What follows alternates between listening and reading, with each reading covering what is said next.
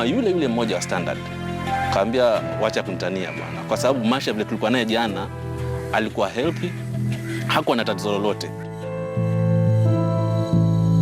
You shout kusema manidanganya, babangu ameisha. Maana yake kumbe alisikia watu walipokuwa sema, alipoingia walimkataza, alafu akasikia watu wasema huyu mtu ashatuacha.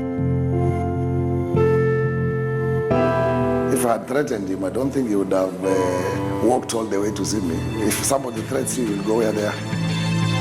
Case files has seen the story penned by Joseph Masha and has little to do with the Kilifi North Member of Parliament, but more to do with the potential gubernatorial race, pitting various candidates for the Kilifi County Governor's seat.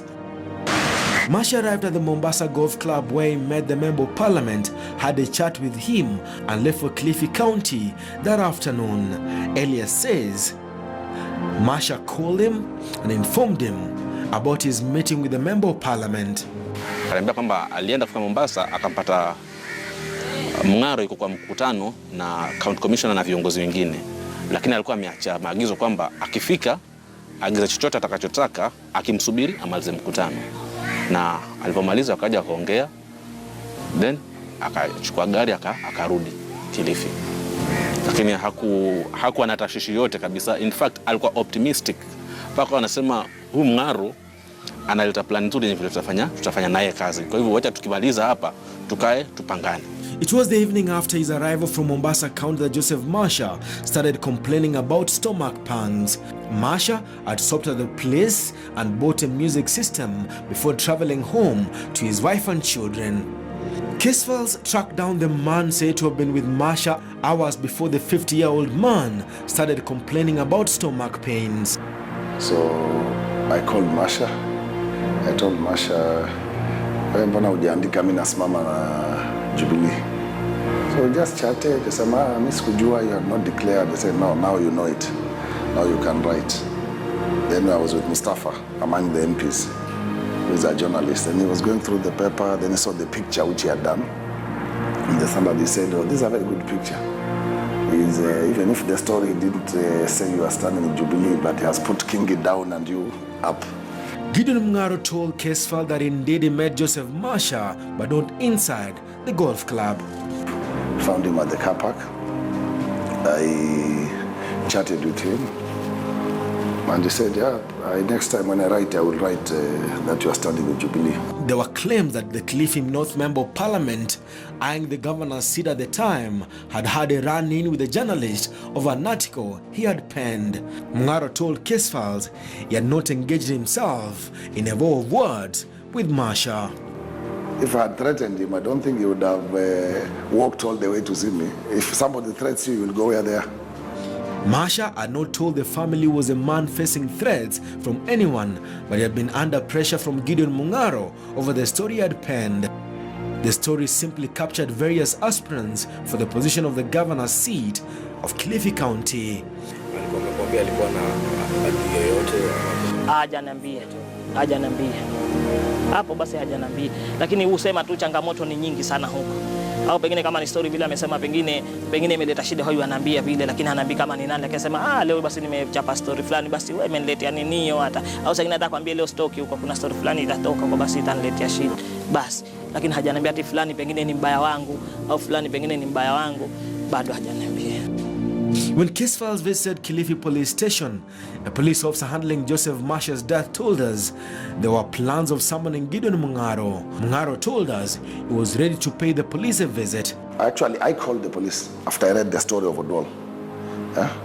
And I said, I see this thing going on in Mtandao and I want to make an official complaint. So I want investigation, but nobody had ever called me. Because I don't think there was any reason. If there was any reason to call me, they would call me. With speculation rife about a possible poisoning of the journalist, the family sought the services of an independent pathologist with the media house where Masha worked in, providing one. The government pathologist was Johansen Oduor. When I saw this story now that people are claiming he had dinner with me, I said it's not possible, because on Wednesday I had dinner at the English Point with the Deputy President, Thursday the same, Friday night the same, Saturday night with the President. Saturday he had already died anyway. But Wednesday, Thursday, Friday, we had dinner with all the members of parliament, maybe not all, but at least 10. Because every time we finish a meeting, we converge in the evening together and we have dinner. Not most of the time with the DP when he's around. Then Saturday we had dinner with the president and the DP. So there's no time we had even a private dinner ourselves or lunch. That day we didn't even have lunch. Dr. Joseph Ndungu, acting on behalf of the Standard Media Group, told Case Files Joseph Masha's body was in good shape. General examination, the body was intact, not decomposed, and we didn't see any injuries, physical injuries on the surface of the body. Autopsy examination on the body of the 50-year-old returned an inconclusive result. And most of the findings that we found were actually incidental findings rather than the main cause of death. And for us to confirm the cause of death, we had to take specimens for further analysis to establish the cause of death.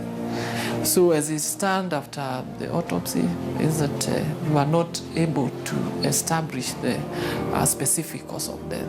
What that meant was Joseph Masha's death could not be determined from the physical examination of his remains. The pathologist told Case Files they noticed something about his heart, but the rest of his body organs were in good shape.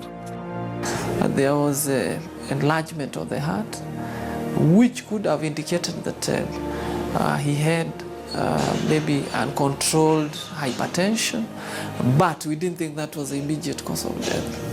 What then could have killed the 50-year-old man who was up and about and had not been taken ill for months before he suddenly complained of stomach pangs for a straight 3 days? When we looked at the whole GIT, what I mean by GIT is starting right from the esophagus, through the stomach, through the small intestines and the large intestine.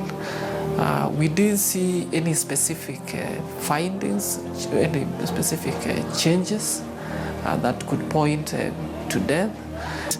Was Joseph Masha's death a natural one?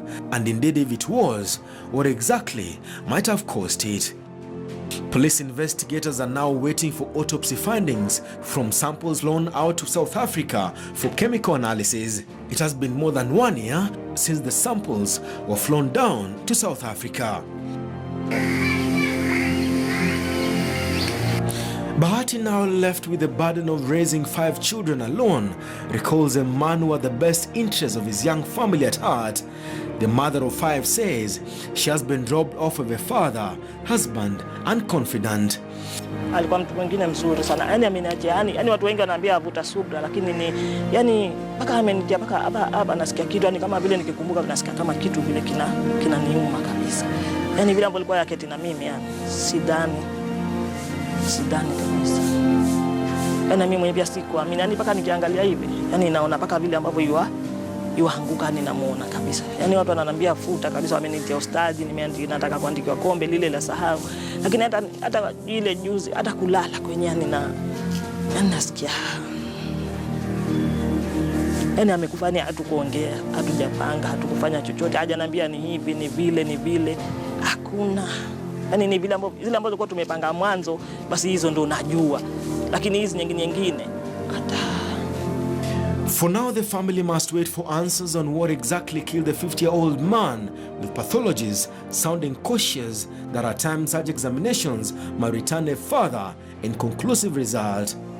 It is very normal to have, we are not saying yet that the autopsy is inconclusive, because we have not done everything that is supposed to be done in an autopsy.